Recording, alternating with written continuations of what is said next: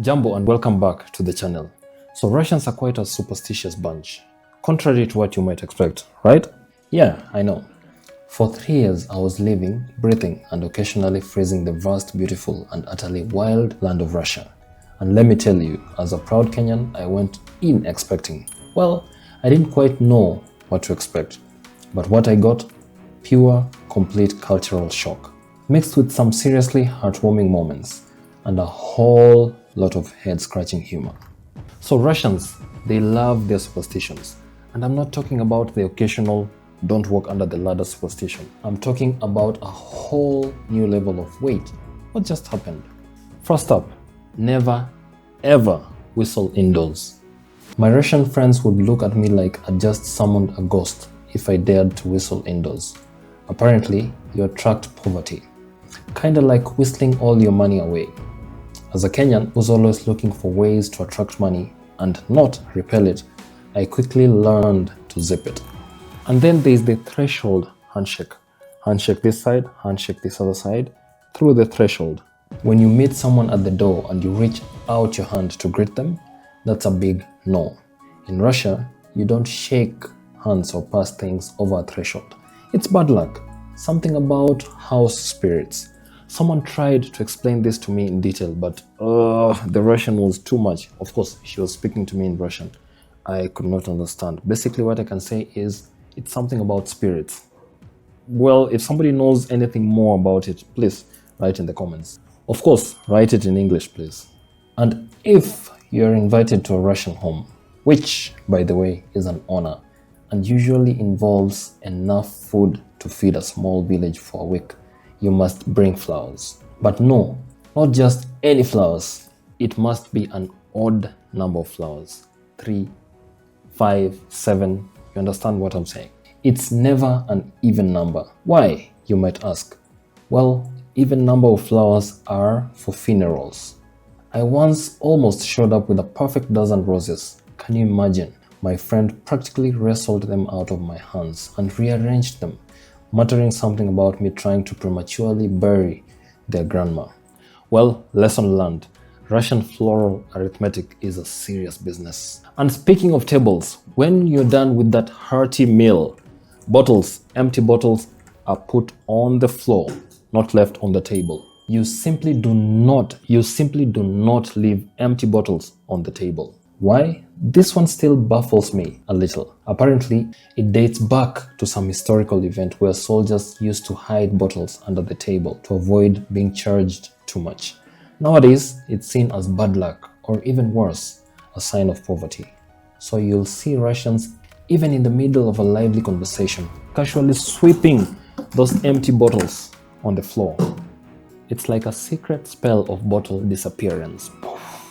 Now, this next one is a big one, and it actually caused some hilarious and slightly awkward situations for me even after I came back to Kenya. In Russia, men typically do not shake hands with women. Of course, those whom you've just met. Let's call them strangers. It's seen as a more, let's call it formal, or a greeting that is reserved for men. Handshakes, basically. I learned this quickly in Russia and it became normal. But then, fast forward to me back here in Nairobi, working in an office with a brilliant Russian colleague. We'd have team meetings. He'd walk in, scan the room, see me, give me a firm, friendly handshake. Because, well, we were colleagues, we were friends. But then he would turn to other ladies in the room, lovely Kenyan women who are used to greeting everyone by hand. And he'd just nod or a polite hi. Oh goodness, the whispers. Why did he shake our hands? Is it because you're the only one who speaks Russian? Is he, gay? Did we offend him? I tried to, bless my heart, explain this the best way I could know how. No, it's just, Russian culture. Men don't always shake women's hands. But honestly, it sounded so flimsy, especially when he was shaking my hand. I never quite found the right acceptable way to explain it without sounding like I was making excuses for him. It was a constant source of polite puzzlement for them and silent exasperation for me. But perhaps the most surprising thing, especially for me, coming from a culture where smiles are practically a greeting, is the Russian smile, or rather the lack thereof, with strangers. You walk into a shop, you get a straight face. Ask for directions, polite, yes, but no big grin. You can imagine me, I was so lost, practically asking questions. Did I offend them? Is it my hair? Is it because I come from Kenya? And they think I'm confused about the snow? But then, when you get to know someone, when you're invited to their home, when you share a laugh over a ridiculous anecdote, that's when you see it. The most genuine, heartwarming, soul-crushing smile you'll ever witness. It's like they save all their smiles for people who truly earn them.